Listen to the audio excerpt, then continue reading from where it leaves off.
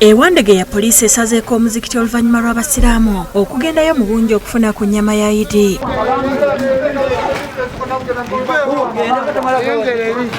Egezezzaako okugoba abantu n'okubajjukiza okukuuma ebiragiro eby'okwetangira obulwadde bwa COVID-19 era nti singa tebeefuga yakubagobawo. Basoose ne bakkakkana kyokka poliisi oluvuddewo ne beebulungulula ekifo we babadde basalira ennyama era nga bakulembeze b'omuzikiti basanze akaseera akazibu okugigaba nga n'abamu bawalampye ebikomera.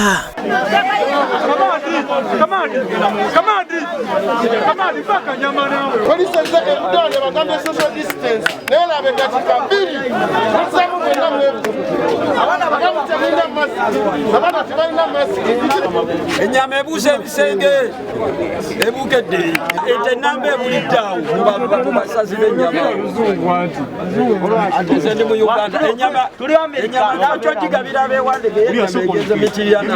Imaamu w'omuzikiti Muhammad Kasule abivuddeko n'asooka atuula akatebe yadde ng'oluvannyuma asituse n'asooka agabirako abamu obuveera bw'ennyama. Ababadde munda balangidde abakulira omuzikiti omululu era bamaliriza bagiguddemu.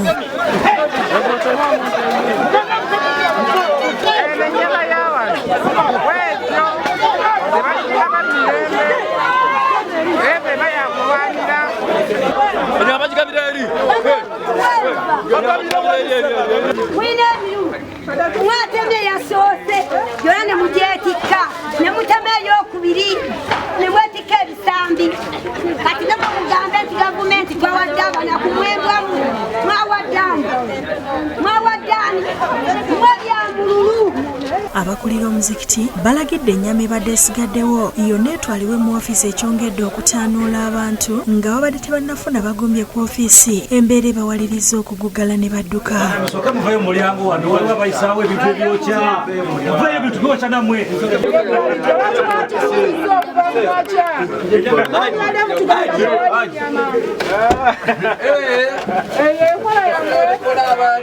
Emikono tuvuddeyo twanjala n'ennyama tugifunyeko singa tutagenda tuzigenda kwera tetwandize Wandege yakufuna nnyama lwaki tugabaddewo nga obudde bukyali. N'abakulembeze b'obusiraamu okuva mu bitundu by'eggwanga eby'enjawulo bakungaanidde ku ofiisi z'ekibiina kya Precious Hand Charity Organization ewambogo mu Kawempe ku Idi ey'okusala ebisolo. Bano okubadde ba imaamu ne bamasheeyi b'emizikiti baweereddwa ennyama gye batwalidde abasiraamu be balese mu bitundu byabwe olw'omuggalo.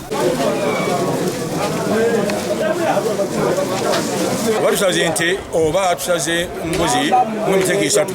Omusomo ogusooka gw'abantu b'awaka, ogwokubiri gw'abantu abaavu, ogwokusatu gw'abantu abafunye. Olw'ensonga tukikola okulusiza sunna ya Katonda gy'atulagira okugaba okuza olunaku luno olwa Idi. Asiimye enkolagana ennungi wakati w'abasiraamu okuva mu ggwanga erya United Arab Emirates n'abalala bawaddeyo ebisolo ebisaliddwa. Tumaze obwesigwa tubaseeko bafu bano kubanga ebintu bino byaweza buweerezebwa ne bagula ate ne batuukiriza obwevunaanyizibwa bituukirira abantu. Sheikh Abida Kakoza omutandisi w'ekibiina kino yakuliddemu enteekateeka eno mu bubaka bwe bwa Idi asabye abasiraamu okukkiriza embeera eriwo mu ggwanga basigale awaka we baba bajaguliza Idi. Basaze embuzi esibye mu 1118 n'ente 6 ate okusala Idi mu maka g'omubaka wa Kyadondo East Nkunyenji Muwada kukulembeddwa Sheikh Yasin Kayanja ng'ono yamyuka imaamu omuzikiti gw'Ekiteezi. Mu kutuba asiimye Allah olw'okusobozesa abasiraamu okutuuka ku Idi eno nga bakyali balamu. Abantu ab'enjawulo tebasobodde kubeera nti Allah subhanahu wa ta'ala batuusa ku lunaku luno, naye kyassanyu nnyo okulaba nti Allah subhanahu wa ta'ala atuusizza ku lunaku luno olwa Idi al-Adhiya. Omubaka Muwada awaddeyo ente 10 eri abasiraamu b'omu Kyadondo okuyita obulungi mu lunaku luno era ng'agenza azigaba mu miruka zisobola okutuuka ku bali mu bwetaavu. Muwada agamba nti asazeewo okuyamba bannakyadondo okuyita mu lunaku luno obulungi. Oza nti olunaku engeri gye luli lwa Eid twagala okwasa empisa ey'eddiini naddala ey'olunaku luno ey'okusala ebisolo. Era tukozesa olunaku lwa Eid okusabira eggwanga Mukama Katonda abawe obulamu obulungi abawe n'obukuumi. N'okusala Eid maka ga Haji Muhammad Kamoga e Bugabo kukulembeddwa Sheikh Malizuku Kakoza ng'ono akubiriza abasiraamu okwagala ennyo Allah n'okwewala okwesiga ebyensi. Eddunia tugenda kugivaako tugireke naye wa Mungu ogenze naki? yensonga lwaki tukuŋŋaana mu bifo bwe bityo okubanga twejjukiza okutya Allah subhanahu wa ta'ala tutye Katonda. Mmeeya wa Katabi Town Council Ronald Kalema naye abaddeyo ng'ayozaayozezza abasiraamu olw'okutuuka ku Idi eno n'abakubiriza okwongera okwekuuma obulwadde bwa COVID. Nja kutwala omukisa guno okwagaliza baganda bange Abaisiraamu Idi ennungi ey'eddembe naddala Idi eno ey'okusaddaaka. Kintu kikulu nnyo nti bw'osaddaaka ate oweeko ne banno basobola okusanyukira wamu naawe. Ekyo Allah akigabiramu empeera. Haji Muhammad Kamoga asiimye Allah olw'okubatuusa ku Idi eno n'asaba abasiraamu abalina obusobozi okusaddaaka nga Allah bwe yalagira. Tusaba Allah akkiriza dduwa yaffe tusaba kwaffe wadde bugende ngendera okutambulanga bwegyatambulanga inshallah taala.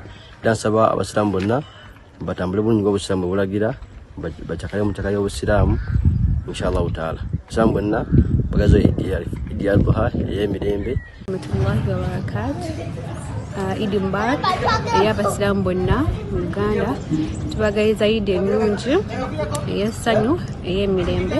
Wadde tuli mu COVID tubadde waka tusaalidde waka tubaddewo era ng'ab'ennyumba n'abaana n'abagenyi baffe abatinitini naye alhamdulillah tugisadde era nga nyongera bakubiriza abantu mwenda bannayuganda bwe muli bannange mwekuume obulwadde gye buli. Ne bakyala ba Haji Kamoga baagaliza abasiraamu Idi ennungi n'oluvannyuma ne bakulemberamu okusala ebisolo nga bagabira abasiraamu n'abantu abalala ababaddewo.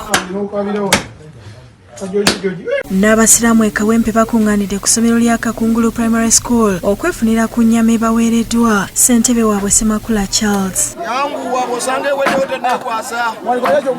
Asaze ente 3 era ng'abantu abasibidde amatu g'ennyama nabo ne bamusiima olw'okubalowoozaako.